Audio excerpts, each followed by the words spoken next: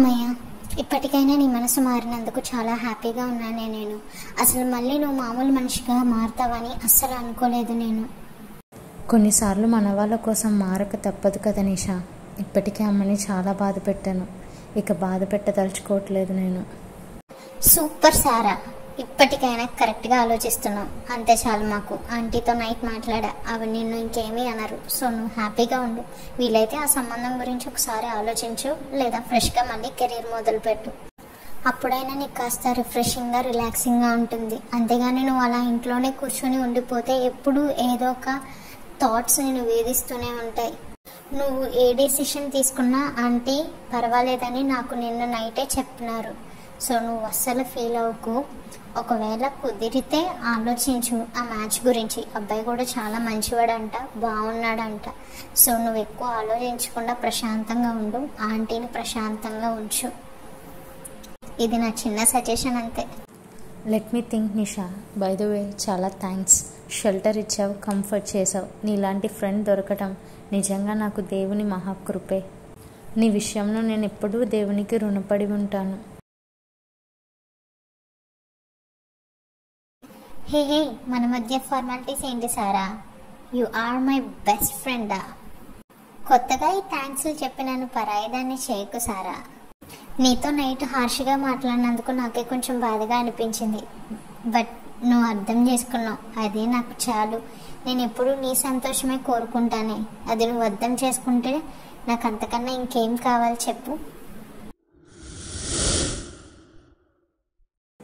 Okay నిషా, నేను వెళ్ళే time అయింది, ఇక వెళ్ళొస్తాను. సరేరా, జాగ్రత్త. ఆంటీని అడిగానని చెప్పు. ఇంటికి వెళ్ళగానే మర్చిపోకుండా నాకు కాల్ చేయి, సరేనా? Sure Nisha. Bye, see you soon Sara. అసలు నేను దేవునిపై ఎందుకు ఆయాసం పెంచుకున్నానో నాకే అర్థం కావటం లేదు. 1 hour later.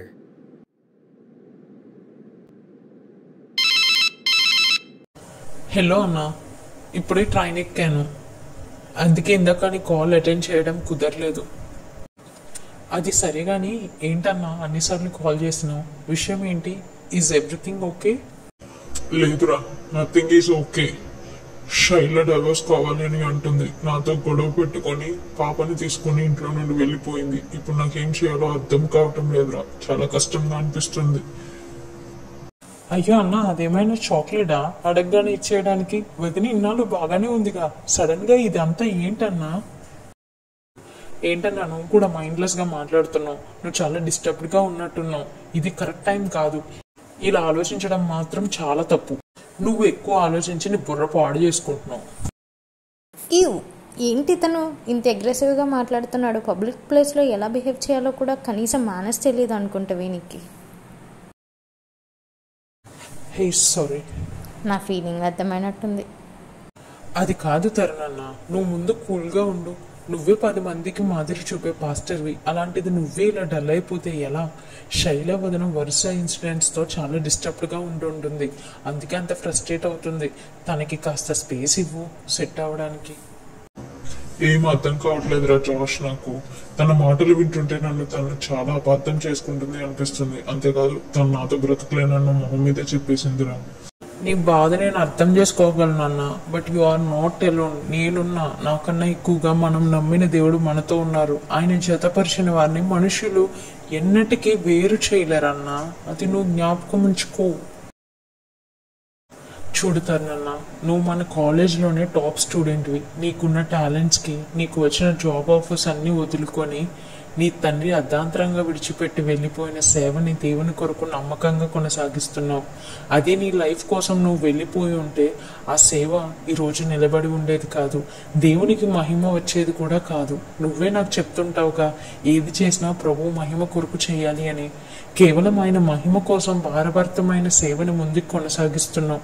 ఈ తరంలో ఎవరన్నా నీలో దేవుని కోసం ఆలోచించేది? ప్రతికూల పరిస్థితిలో కూడా ఆయన కోసం రోషంగా నిలబడుతున్నావు. నీకన్నా ఎవరన్నా ధైర్యంగా నిలిచేది? ఒక్కసారి ఆలోచించు. ఇతను నిజానికి ఎవరితోనో మాట్లాడుతున్నాడు, కానీ నాకేంటి? దేవుడే ఇతని ద్వారా నాతో మాట్లాడుతున్నాడు అనిపిస్తుంది. తరుణన్న, నేను నీకు చెప్పే అంతటి వాడిని కాదు కానీ ధైర్యం చేసి చెప్తున్నా విను. అన్నీ బాగున్నప్పుడు మనం దేవుని నమ్మటం చాలా తేలికన్నా, కానీ అననుకూల ప్రతికూల సమయాల్లో దేవుని నమ్మటమే నిజమైన భక్తి విశ్వాసం. యోబు అన్నీ ఉన్నప్పుడు దేవుణ్ణి స్తుతించాడు, అలాగే అన్నీ కోల్పోయి భార్యకి సహితం తను భారమైనప్పుడు కూడా దేవుణ్ణి స్తుతించాడు. దేవుణ్ణి పరీక్షించే వాళ్ళు, ప్రశ్నించే వాళ్ళు మన చుట్టూ చాలా మంది ఉన్నారు, కానీ ఆయన నిశ్శబ్ద సమయాల్లో కూడా ఆయన్ని మనసారా ఆరాధించి స్తుతించే వాళ్ళు కొంతమందే ఉన్నారు. నా బెస్ట్ ఫ్రెండ్గా, ఒక అన్నగా నువ్వు 2వ జాబితాలో ఉండాలని నేను ఆశపడుతున్నాను. దేవా, ఇది నేను అర్థం చేసుకోలేక నేను విడిచిపెట్టాలి అని అనుకున్నానా? అండ్ ఐ స్వేర్, ఒక్కసారి శోధన ముగింపబడగానే నిన్ను మన నమ్మదగిన దేవుడు శుద్ధ సువర్ణంగా మలచి అగ్ని లాంటి శోధనల్లో నుండి బయటికి అపరంజిలా తీసుకొచ్చి నిన్ను తన మహిమ కొరకు తన సాక్షార్థమై ఈ తరం ఎదుట నిలబెడతాడు. నేను చెప్పాల్సింది చెప్పానన్నా, కానీ మిగతాదంతా నీ ఇష్టం. నేను రేపు మార్నింగ్ ఇంటికి వస్తాను. అప్పుడు ఇద్దరం కలిసి వెళ్ళి శైలవదినతో మాట్లాడి వద్దాం. మన ప్రభువు మనకి తప్పకుండా సహాయం చేస్తారా అని నాకు పూర్తి నమ్మకం ఉంది. నువ్వు జాగ్రత్తగా ధైర్యంగా ఉండన్నా, అంతే చాలు. ఉంటా అన్నా, bye for now. Thank God. తనతో మాట్లాడొచ్చా లేదా? Hi, I'm Sara. Oh, good to know you అండి. I'm Josh.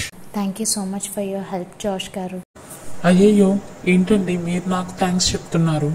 నేనేం హెల్ప్ చేశాను మీకు ఇప్పుడు? చిన్న హెల్ప్ కాదండి, తెలియకుండానే మీరు నాకు చాలా పెద్ద హెల్ప్ చేశారు. మీరు మీ ఫ్రెండ్తో ఇంతసేపు మాట్లాడిన మాటలు నిజానికి నాకు పరిచయం చేశాయి. నాకు దేవుడి నుండి చెంపపెట్టులా అనిపించాయి. దేవుడు మాట్లాడాలి అనుకుంటే ఎవరితోనైనా ఏ సందర్భంలోనైనా మాట్లాడగలుగుతాడని ఇప్పుడే అర్థమైంది నాకు. ఈరోజు నేను మీరు మాట్లాడిన మాటల్ని గనుక మిస్ అయ్యి ఉంటే ఈ ప్రయాణం తర్వాత నా దేవునికి నేను చాలా దూరంగా వెళ్ళిపోయి ఉండేదాన్ని జాష్. ఏంటి జోక్ చేస్తున్నారా? మీరు వెళ్తే వెళ్ళిపోనివ్వడానికి ఆయన ఏం మనలా మనిషి కాదండి. మనం విశ్వసించిన మన నమ్మదగిన దేవుడు, అంతకు మించి మనల్ని అమితంగా ప్రేమించే మన తండ్రి. అంత ఈజీగా అయితే వెళ్ళనివ్వరు. నిజమే, అది ఈరోజు నాకు రుజువైంది. అది సరే, మీరేం చేస్తుంటారు? ఇంజనీర్. కొన్నాళ్ళు గవర్నమెంట్ సెక్టర్లో వర్క్ చేశానండి. తర్వాత దేవుడు తన సేవకు పిలిచారు అని వెంటనే జాబ్కి రిజైన్ చేసి బయటికి వచ్చేసాను. ఓ, చాలా డేరింగ్ స్టెప్ తీసుకున్నారు. మరి ఇప్పుడు ఎక్కడ సేవ చేస్తున్నారు? అయ్యో, ఎలా చెప్పాలి, దేవుడు నన్ను బయటికి రమ్మని పిలిచాడండి. కానీ 2 years నుంచి ఆయన సైలెన్స్ని భరిస్తున్నాను. ఎటు వెళ్ళాలో తెలియటం లేదు. వెయిట్ అన్న ఒక్క మాట తప్ప మరొకటి వినిపించటం లేదు. చర్చ్లో, సోషల్ మీడియాలో పోస్టులతో ప్రజెంట్ అయితే గడిచిపోతుంది. దేవుని నిశ్శబ్దం నన్ను చాలా కన్ఫ్యూజన్లోకి నెట్టేసింది. ఆఖరికి నా పిలుపు అసలు నిజమా అబద్ధమా అనిపిస్తుంది ఒక్కోసారి. అమ్మ కూడా ఇంకా నన్ను సపోర్ట్ చేసే సిచ్యువేషన్ లేదు.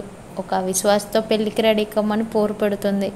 నా సిచ్యువేషన్ ఇటు దేవుని సైలెన్స్ని ఎలా అర్థం చేసుకోవాలో తెలియక, అటు అమ్మని బాధ పెట్టలేక స్ట్రగుల్ అవుతూ చివరికి అమ్మని బాధ పెట్టకూడదు అని తిరిగి ఇంటికి వెళ్ళిపోతున్నాను. అప్పుడే మీ మాటలు నాకు దేవుడి నుంచి వచ్చినట్టు అనిపించాయి. చూడండి సారా, ఇవన్నీ సాతాను మిమ్మల్ని జర్లించే కార్యక్రమాలు తప్ప మరేం కాదు. దయచేసి మీ విశ్వాసంలో, మీ పిలుపు విషయంలో కాంప్రమైజ్ కాకండి. దేవుడి నిశ్శబ్దానికి చాలా కారణాలు ఉంటాయి. ఈ ప్రాసెస్లో దేవుడు మనల్ని కోరేది ఆయనపై విశ్వాసం ఉంచడం. We're not meant to understand everything Sara. ఈ కాలంలో విశ్వాసులు పోరాటం అంటే వస్త్రహీనతో, లేమో, అనారోగ్యమో అనుకుంటున్నారు. కానీ ఒక నిజమైన విశ్వాసం యొక్క అసలైన పోరాటం తుఫాను లాంటి సమయాల్లో కూడా దేవుని చెయ్యి విడిచిపెట్టకుండా ఉండటం. ఆనాడు తుఫానులో క్రీస్తు ఆయన శిష్యులకి నేర్పాలనుకున్నది కూడా అదే. మన విశ్వాసాన్ని బట్టే మన భవిష్యత్తు ఆధారపడి ఉంటుంది. మరొక విషయం, సేవ అంటే కేవలం చర్చ్లో బలిపీఠం వరకే పరిమితం కాదు. ఆయన సంకల్పంలో మనల్ని ఏ ప్రాంతంలోనైనా వాడుకోవచ్చు. ఇదంతా మీకు ఈజీగా అర్థం అవ్వాలంటే ఒక చిన్న ఎగ్జాంపుల్ చెప్తాను. బైబిల్లో సౌల్ని దేవుడు దర్శించాక అతని కన్నులు చీకటి అయిపోయాయి. లేచి పట్టణంలోకి వెళ్ళుము, అక్కడ నువ్వేమి చేయవలసి ఉన్నదో నీకు తెలుపబడినని ప్రభువు చెప్పారు. 3 రోజుల నిశ్శబ్దం. ఈ నిశ్శబ్ద కాలంలో సౌలు కోసం అననీయాను దేవుడు సిద్ధపరిచాడు. సౌలు పిలుపు గురించి సౌలు కన్నా ముందు ప్రభు అననీయాకి తెలిపారు. అప్పుడు అననీయ సౌలు దగ్గరికి వెళ్ళి సౌలు కళ్ళపై చెయ్యి ఉంచాడు. అప్పుడు సౌలు దృష్టి పొందాడు. అలాగే మీ విషయంలో కూడా మిమ్మల్ని దేవుడు మీ చుట్టూ ఉన్న ప్రపంచం నుండి వేరుపరిచి చీకటి కమ్మజేశారు. ఈ సమయంలో ఆయన నిశ్శబ్దంగా ఉన్నారని మీరు అనుకుంటున్నారు. సౌలుకి 3 రోజుల నిశ్శబ్దం, మీకైతే 2 సంవత్సరాల నిశ్శబ్దం. ఈ గ్యాప్లో దేవుడు మీతో ఏం మాట్లాడటం లేదని మీరు అనుకుంటున్నారు. కానీ మీకోసం ఒక అననీయతో మాట్లాడుతున్నట్టు ఉన్నారు మన ప్రభువు. దేవునిచే ఏర్పరచబడిన వారు మీ దగ్గరికి వచ్చినప్పుడు మీ గమ్యం మీకు ప్రభువు స్పష్టంగా తేట తెల్లపరుస్తారు. అప్పటి వరకు మీరు కాస్త ఓపిక పట్టాలి.